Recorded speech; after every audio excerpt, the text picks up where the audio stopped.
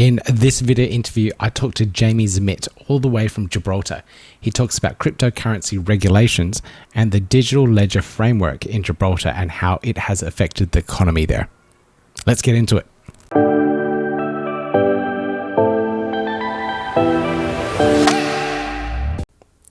Jamie, thank you for joining me on the podcast.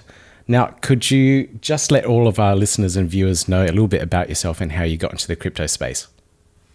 Yeah, sure. So I'm from Gibraltar. It's this tiny place many of you might never have heard of.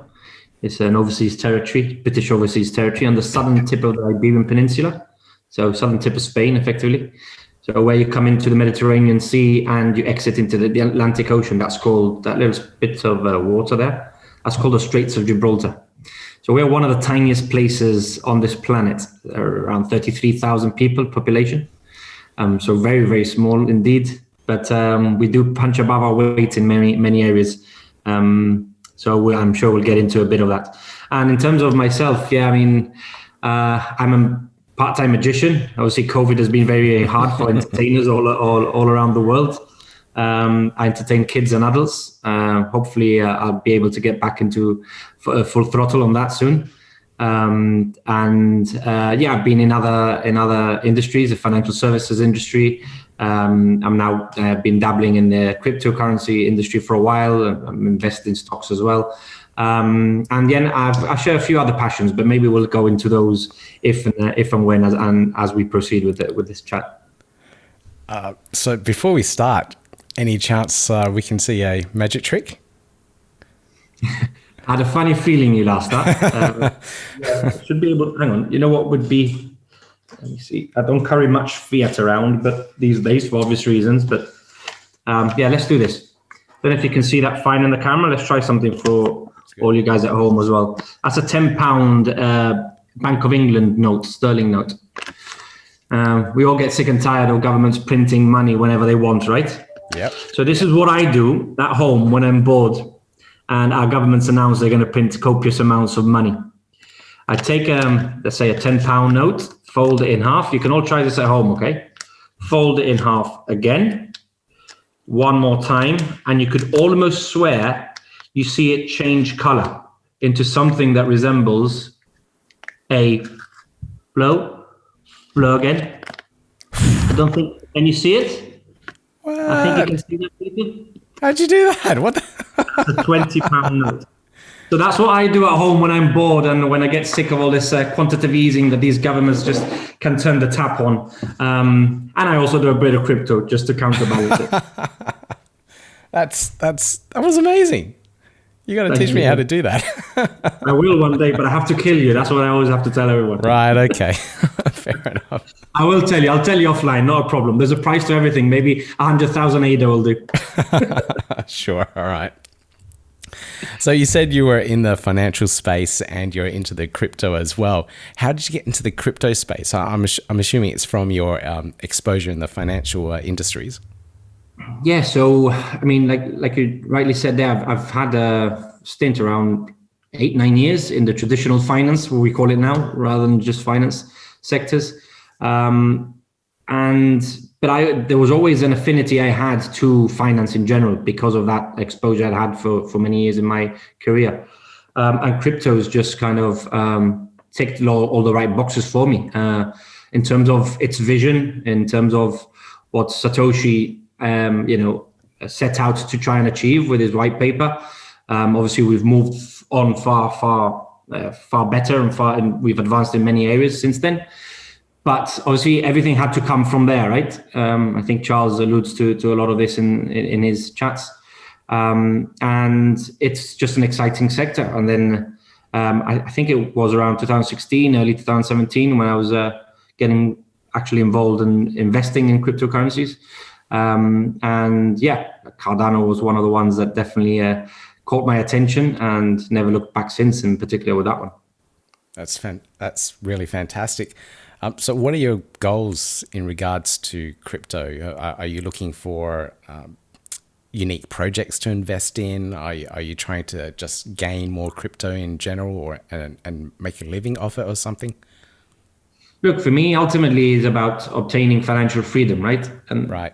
Financial freedom, I don't mean, many people seem to be motivated by money in terms of being able to buy tangible consumerist stuff. For me, financial freedom is buying back your time, right? The way I see it is you spend half of the time awake on this planet working. So why not give yourself a chance of gaining that time back and do everything that you really want to do in life and everything you really love in life? And I've got many passions which I'd love to continue pursuing and improving on. Obviously, investing is one of them. And I think that's one of the main goals. But for me, crypto represents far more than that. It's about giving control to us, to you as a consumer, and be able to have a level of control which we haven't been able to. There's no precedence, right, until now, where we can have total control of it. I know we're going to go into regulation, perhaps, because I know it's the hot topic in the industry right now.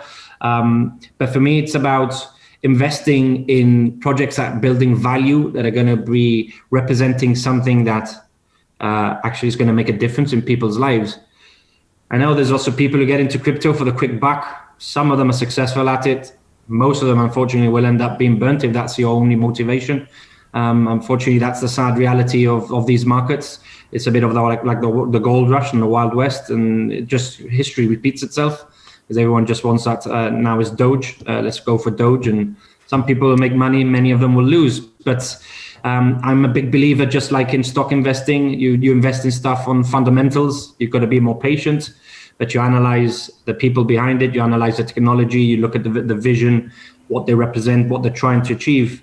And if you do that and you give the attention that those projects deserve, and you go into the nitty-gritty and the detail of it, then it's far easier to really get invested in these projects and believe in the long-term goal and get sucked in, right? There's the famous saying in Cardano, you came for the gains and you stay for the vision, right? And Charles repeats it all the time. And it's not a coincidence. It's happening for a reason. It's because many people, once they do get sucked in, something clicks and they understand what Cardano in particular, there's other projects we could talk about, but Cardano is my favorite for sure, is trying to achieve. And that is making a big difference to the current system and to many people around the world, hundreds of millions, potentially billions of people at one stage. So that's, I think, once you invest in something for those reasons and that's your motivation, you also get less sensitive to price movements, right? You got lots of people panicking because of this last couple of days, bloodbaths that they call it. Well, if you invest because of price, you're going to be sensitive to price. If you invest because you really believe in something, well, nothing changes. Fundamentally, nothing's changed. Cardano didn't change from 3 days ago to today. It still represents what it represents. And during the winter, when many of us were still hanging around here and were keeping investing into these projects, we've got the faith that markets can crash. That happens. The bull cycle will end, but we'll still be around here supporting the projects that we really truly think that are going to make a difference to this world. Yeah, that's what I found back in 2017-18, that Wild West ICO days, when there were so many projects popping up, one after another, trying to find a really good project to sit behind, believe behind, and really support. Cardano was definitely one of those projects that shone really brightly and plowed all the way through. I also got caught up in many other projects that went absolutely nowhere.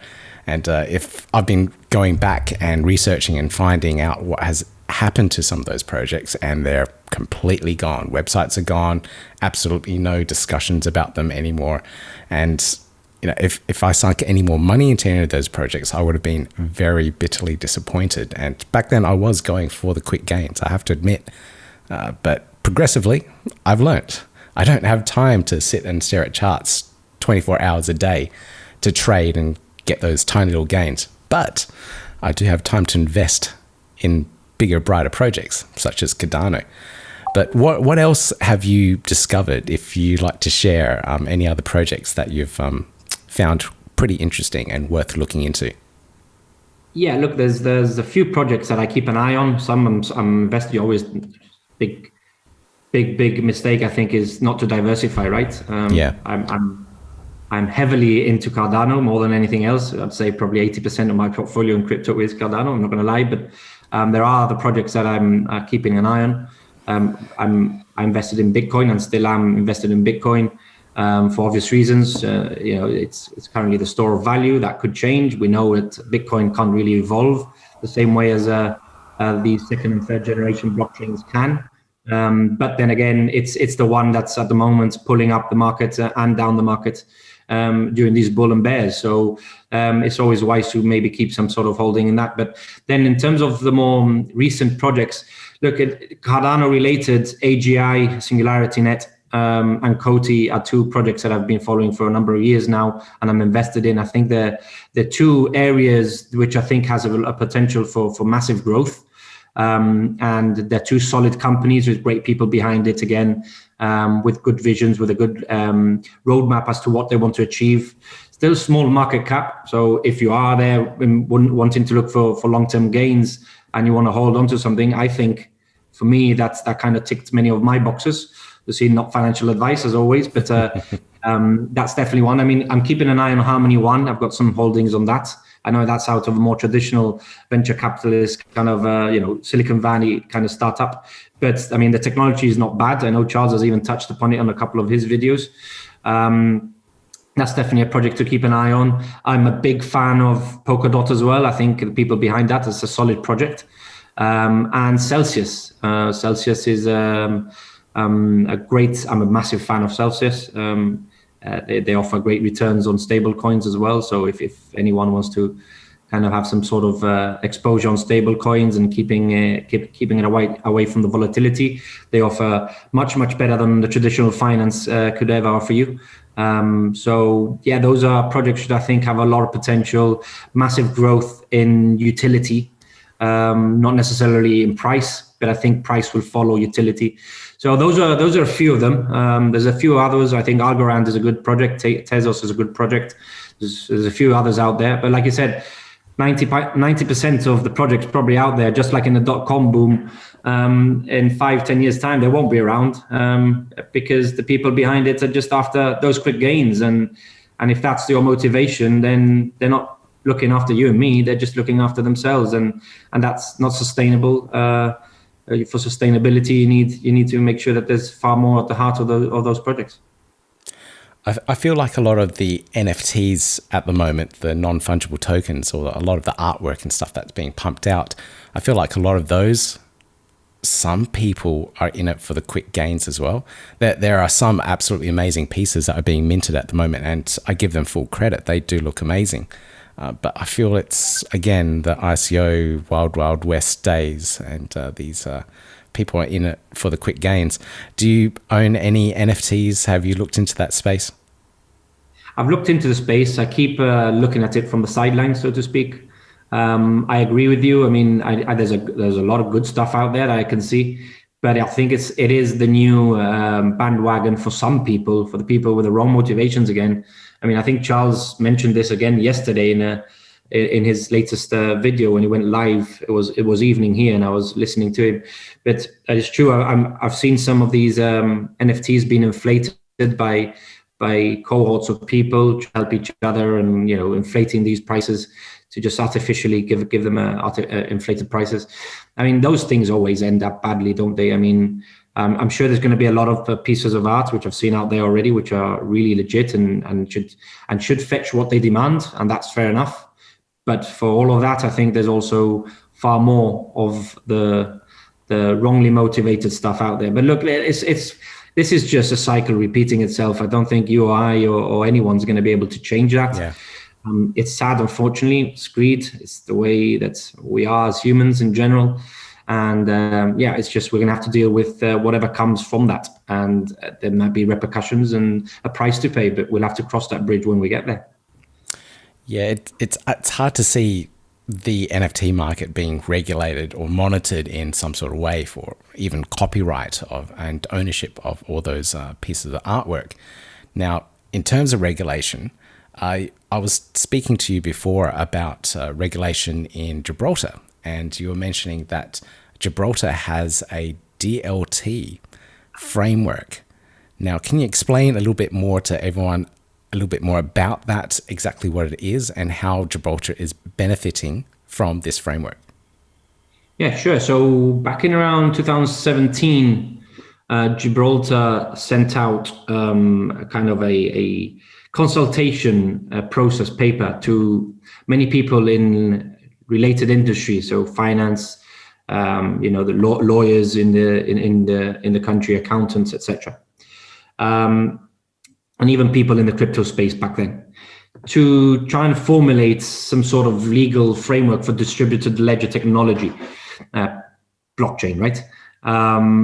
Gibraltar has always been at the forefront for many of these newer industries in that respect, and have done so very successfully. Financial services have been, really, really dominant in Gibraltar and very successful in Gibraltar for some of the major household brands in that space. Insurance industries and sectors as well. I think there's 1 in 5 cars in the UK, in mainland UK, is actually insured via Gibraltar, which is a staggering amount. That is amazing. Yeah, and then the online space, online gaming is massive in Gibraltar, and it has been. Gibraltar jumped on it quickly because it's small, it can react. Bureaucracy is far more reduced in a small place. There's not as much red tape. Things can move, right? We can, and that's the benefit that we have. We don't have the clout of the big financial services centers like the Londons and the New Yorks, right, and the Singapores. Yeah. You can't compete with them at a pound-to-pound level. So you need to find ways where you can get that kind of edge. And one of them is being pragmatic in that sense, where you can move quickly and try and accommodate people who are seeking for clarity. So this DLT framework was the first one in the world to offer potential investors or people looking at where to house their blockchain-related businesses some sort of clarity. Gibraltar, just like I mentioned, all these other industries have never looked at regulation as a way to stifle industries. Regulators can do that, and I think in many countries that can happen. I think the US, which is probably part of the reason we've seen a couple of red days in the last few days, a bit of panic after some news that the regulators are going to step in. Look, it's going to happen, right? The regulators are going to. We can't keep on moving the huge amounts of money that we are. Without getting the attention of regulators. If anyone thinks that they're going to stay away forever, then you've got something else coming. That it's just a matter of time. But I think there's 2 things to regulation. You can either create regulation where you create, you define and you provide clarity and facilitate the industry, and with that you enhance confidence in that particular field. Yeah. At the same time, you provide an acknowledgement of the space, right? You're accepting your space. If a government regulates a space, it's admitting that it recognizes a space of something worthy, right? And that, I think, is underestimated by many people. The opposite end of the spectrum is that you can have regulators whose motivation is to stifle an industry, and that is dangerous, and that is what we probably fear. Whether that's what's coming for most people, we don't know. Gibraltar, if we're going back to your question, I think Gibraltar's always tried to encourage investment, to encourage industries, especially early on, to get that first mover advantage as a jurisdiction, because we can't compete pound to pound, as we said. So it's always been very embracing of, in terms of its regulation, making sure that customers are protected. But, those companies need to be audited in the ways that most companies expect to be audited, that they have their books in order, that they have financial obligations that they can satisfy if something were to go wrong, to prove that they have, some sort of real backing behind them. All these things are just obvious stuff, but at the moment it's not happening, or it's not obligatory for it to happen. So that's not all those things I just described. Those are not necessarily bad things for you and I as a consumer. On the contrary, that's actually a good thing. So I think it's that kind of balance. We talk about regulation as at this high level, as in all encompassing, and it's all the same everywhere. And that's where regulators come in. And I think they can either be good for the space or they can be bad for the space, and that's up to them where they want to position themselves. Well, we're hoping it's good for the space. And like you said, it's been quite good for Gibraltar. So in terms of companies setting up there and being regulated and understanding how cryptocurrencies and blockchains are being treated. So what kind of companies are in Gibraltar at the moment, and which ones are really benefiting from this framework? Yeah, so there are a few. I mean, to name a few, we've got some consultancy companies which are related within the space, and in terms of helping people get into the space. Tag Consultancy is one of them, for example. We've got eToro X, which is the eToro, the wallet arm of the eToro company, which I'm sure most of you are all familiar with. We got Tap, which is a kind of money company where you can trade cryptocurrencies in and out from quite easily and have on and off ramps.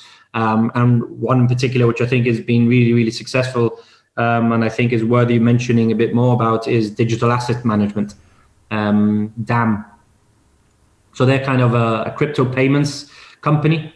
So I think they have over 350 merchants at the moment worldwide, and they're offering them that kind of fiat to crypto gateway, which at the moment it's not necessarily what the pure crypto enthusiasts want, right? Which is crypto, just keep crypto as crypto. But I think it's a first natural step where you're gonna get that confidence from industries and players out there who want to look at how they can accept crypto, but probably don't want that exposure of that volatility. So they come into play with these types of companies that offer them on and off ramps where customers can pay in crypto, but they offer an immediate conversion into fiat, and they escape that volatility. But they also offer like an OTC trade desk and some cold storage solutions as well to customers who might want that. If that's what they're seeking. So yeah, they're being really, I mean, they've gone through the roof in the last year or two. I think they've only been in existence for 2 years, if that. And yeah, they're growing exponentially. Great team behind them, and I think we need to watch that space and that particular company, because you start probably hearing them outside of Gibraltar as well. Oh, that's really fantastic, really good to hear. I'm finding a lot of the companies that do apply to regulation are, and I think will do really well in the future. For example, even Coinbase, who aren't exactly fully regulated yet, but they do apply to all of the regulations that would apply to them, and they're very strict and stringent about it, and hence they could list on the NASDAQ and then other exchanges, I won't name them, that kind of fleet around the edges of regulation, but do what they need to do to be able to still trade. I don't know where those ones will be in 4 or 5 years' time once these regulations do come into place. So I think it's very important. Then we're looking also at the tax implications, how certain tokens will be treated as taxable assets or utilities, and these regulations would definitely help with these sort of topics, so people can understand what to do with them. Yeah, for sure, 100%. That's the clarity that I was mentioning earlier, right? So yeah, for these companies I've mentioned in Gibraltar in particular, of which there are others, right? But I mean, we could talk about it all day.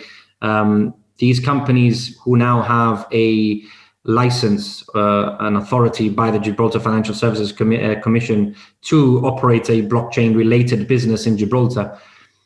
As a consumer, you now know that there is a reputable government, British-based government with British rule of law, that is overseeing these activities and at least requiring that those companies behave in a certain way that us as consumers expect them to behave if they're dealing with anything related to us. So if they always have a threat of that license being revoked, as a consumer, that is definitely something that you would be looking for, because those companies are going to make sure that they don't get their license revoked, because reputably that could be the end of it, right? Yeah. If you have a license and it's revoked, that could be your company.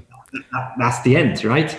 Now, if you don't have any and you never want any, like you're saying, you're probably one of these who go in the gray areas, but who knows what's going to happen to those tomorrow. And if you're holding stuff on your exchanges, for example, which obviously it boggles the mind that some people still do that type of stuff, but people still do, which defeats the whole purpose of decentralization in the first place. But anyway, if those people are not willing to tick all the boxes that they know are going to be asked of them tomorrow if they were to be regulated, then your assets held with those companies are definitely in danger. I mean, I wouldn't leave them there.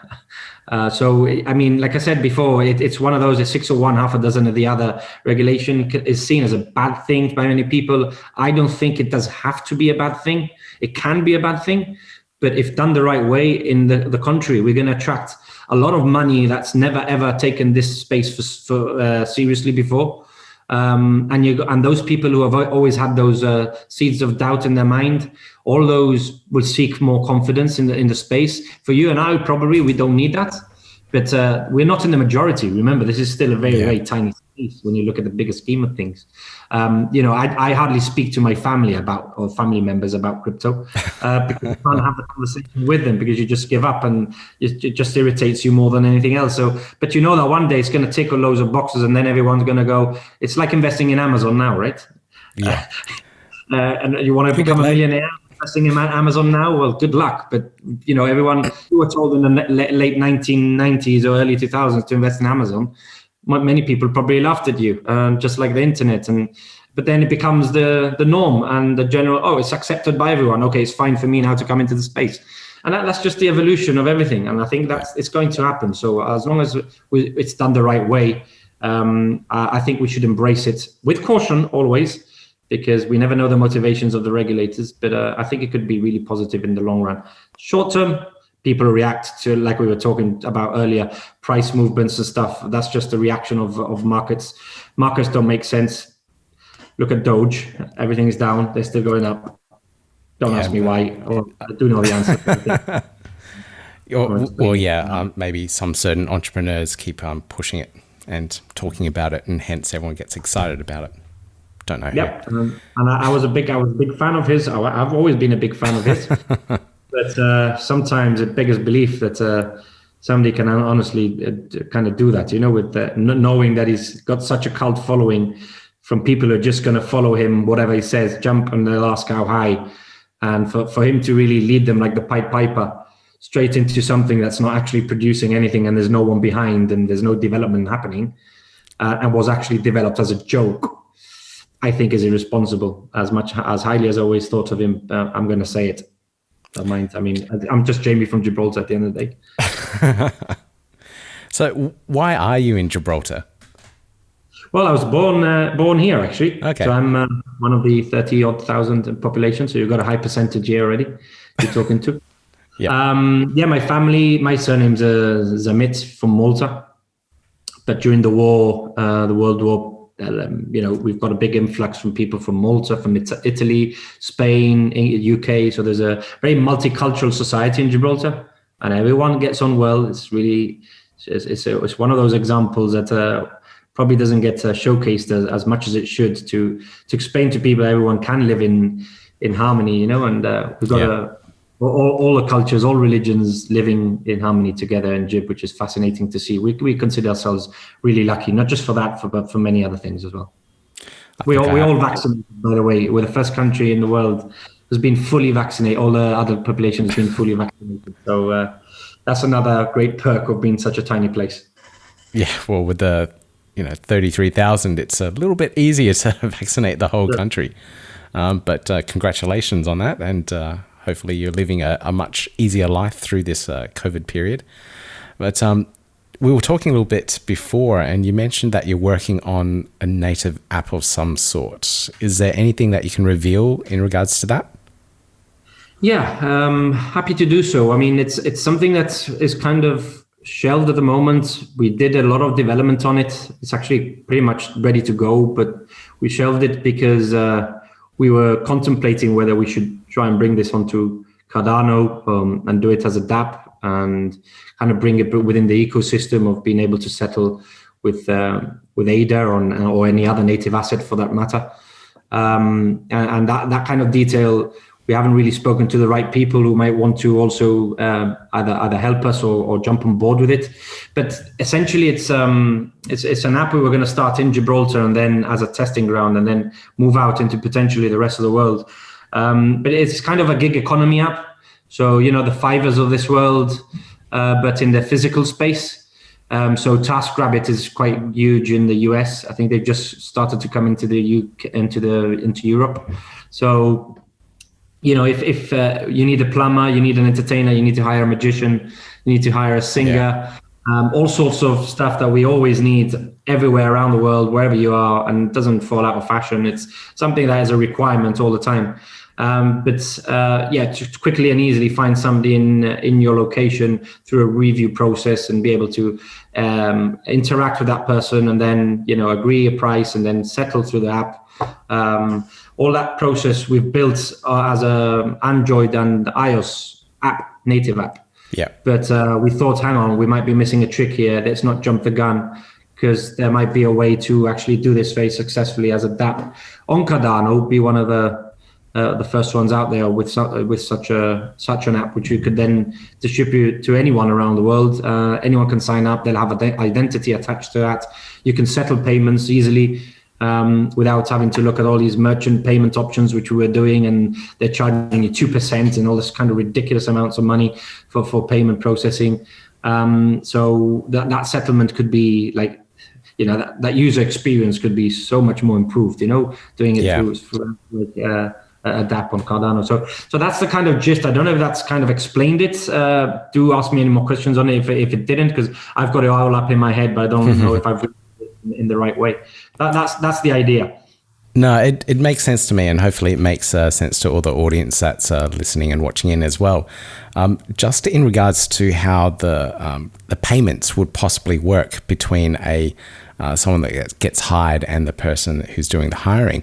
I'm assuming you're trying to get that just flow directly through the app and using some sort of payment system on Cardano just to make that happen. I mean, the idea would be that if you are within the Cardano ecosystem, let's say, and if you wanted to pay an ADA, or it could be a native asset, which would be treated as a first-class citizen, as we know, right? It wouldn't be like an Ethereum, it wouldn't be like an ERC20 token. So you can settle directly through from peer to peer. So if you want to hire me and I've signed up to that app, you can pay straight into peer-to-peer payment to me. So there wouldn't be any middlemen involved with that. Okay. Which would be the beauty of all this. The settlement would be instant and straight from Jamie to Peter, rather than having anyone involved and taking big chunks of money for each transaction. Okay. That's what I thought you were getting at. So most of these other apps and services, such as Fiverr, would take a percentage payment from that transfer. So how would your app be making money and generating revenue? Is it through a subscription to be on the platform, or what's the deal there? So there's a few amalgamation of certain things, revenue streams that we've been looking at. One would be an advertising model, potentially. The other one is a subscription model, where you have a free version where people can use a free version, but then you could have a subscription model based on positioning within certain particular areas. So if you want to household repairs, you want to be at the top of your catchment area, you could pay £5 a month or $5 a month or whatever it is. That's definitely one. And you could also make money from a very, very small transaction fee on that settlement. But it doesn't have to be a 2%, which is what these payment merchants are trying to do. Yeah. Along whatever you're trying to make on top of it, if you are trying to make some monetization to at least keep your business open. So the beauty of it is that you can charge far, far less. I mean, even let's say if it's one ADA for each of these transactions that's coming back to this app. But what you do then have is access to potentially massive adoption for millions of people, where you've got the volume game working for you. Whereas in a small community, such as Gibraltar, or even a country with a few million people, you need to make up for those numbers with a higher percentage of a transaction fee, because you don't have the same volume of transactions going through.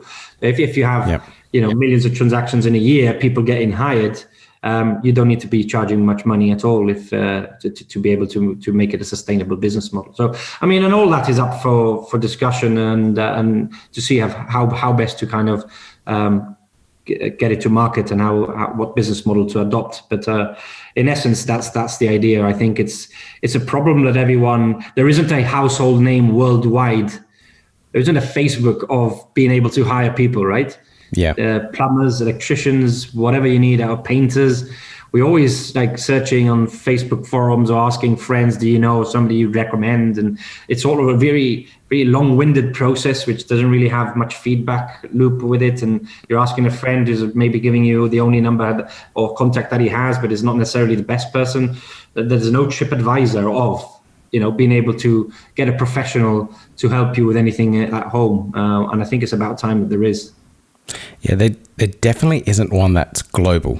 But here in Australia, there are a few very dominant service provider lookups, those service provider lookup services that do a really good job in regards to the gig economy and getting jobs for businesses such as plumbers or whatever. So in Australia, there are a couple of them. I think the market is just ripe for it. And I think the very fast gig economy one here that we've got is Airtasker. So that one's quite popular here. I don't know how popular it is around the world, but that one's taken Australia by storm, really. Okay, brilliant. I'll take a look at that one. I know TaskRabbit is definitely very dominant in the US, but again, I think they all need disrupting. They take, I think TaskRabbit take 15 or 20% off the worker, where the professional is. So and they're doing fantastically well. Workers seem to be happy with that. So that needs disrupting, and that can be disrupted by having, like I say, potentially something as a distributed, as a decentralized app on Cardano, for example, and being able to bring that to not just a country but the entire world potentially, and being able to do that on a more cheap, reduced cost level for everyone involved, which will also increase the chances of mass adoption by removing that kind of barrier to entry from a consumer, but also from the worker not feeling hard done by because they're not giving 15 or 20% away over each job they're doing, but rather you're just making a fee per transaction. But because you've got millions of transactions, you're making a sustainable business model out of it. Yep. I did see in IdeaScale, the Project Catalyst, the latest round, I think someone submitted a proposal for a freelancer or Cardano freelancer. So something like that may be happening in the Cardano blockchain very soon. I'm not entirely sure. I didn't read into that one in detail, but it may get or gain some interest. Sure. I think I've seen that one. I think it was more on the online space kind of thing, like the Fiverr kind of based. Gotcha. But look. I think there'll be, like you say, there's space for more than one of these things to succeed potentially. I'm eagerly waiting for the next round of voting to start, which I think the news is imminent, right? For us to be able to start voting on Fund 4.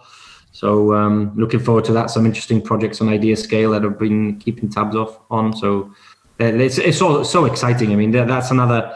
But one of the many reasons, again, that Cardano I'm sure you agree, Peter, it takes it to a whole different level, when you've got all this governance kind of layer on it and being able to vote on it and that treasury kind of, that treasury function that's working brilliantly and we're able to fund people who anyone is potentially can be funded with an idea, which used to be very, very reserved for people who had either really good connections or a lot of money or contacts in venture capitalists, venture capital, and now it's opened a whole different world, and it's so early still, So I'm really excited to see how that space develops, and that's just the governance side and catalyst side of things. The whole Plutus Marlow,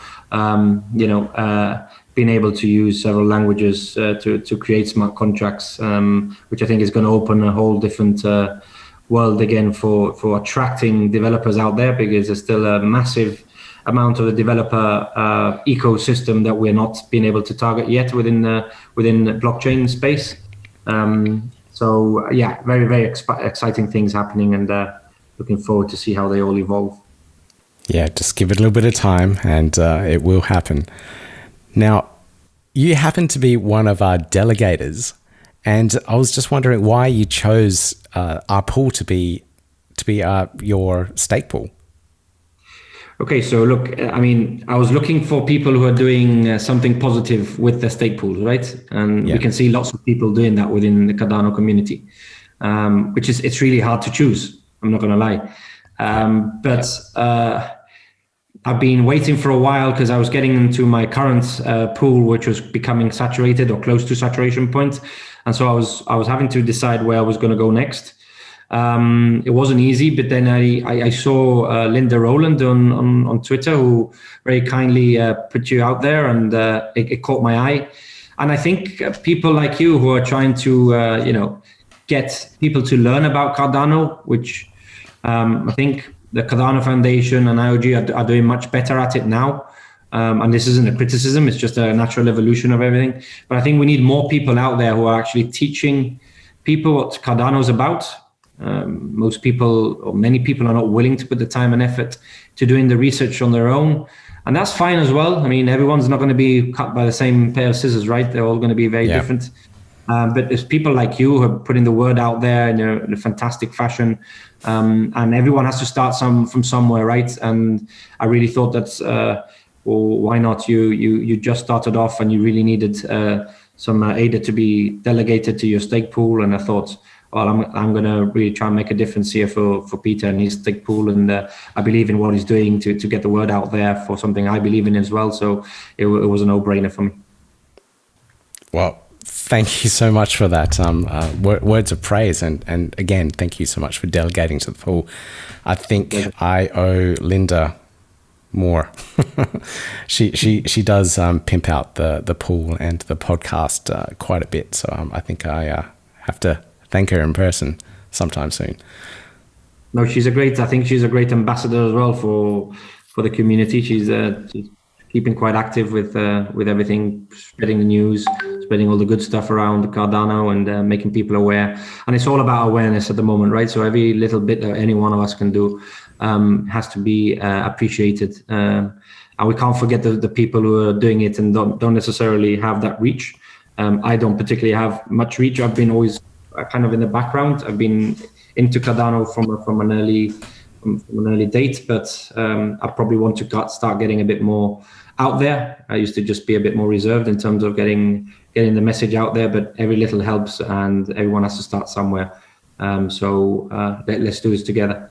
Well, welcome to the show. That's one way to get out. Indeed. All right. So how can people contact you? What's the best way to contact you? What's your Twitter handle, and what's the best way to book you for a magic show?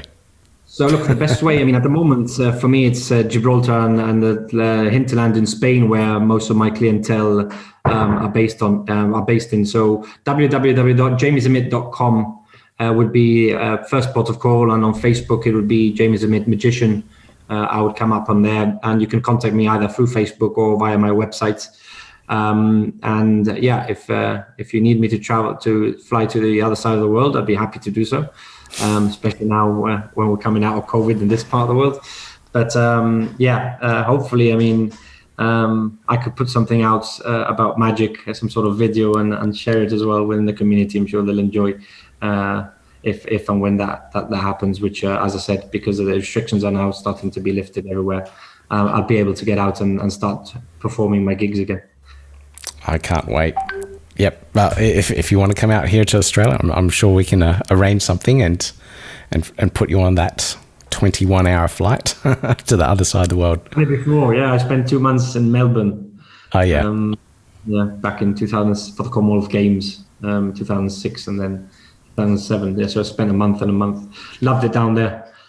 Well, thank you so much for joining me on the podcast, and we'll talk soon. My pleasure, Peter. All the best. Thank you for having me.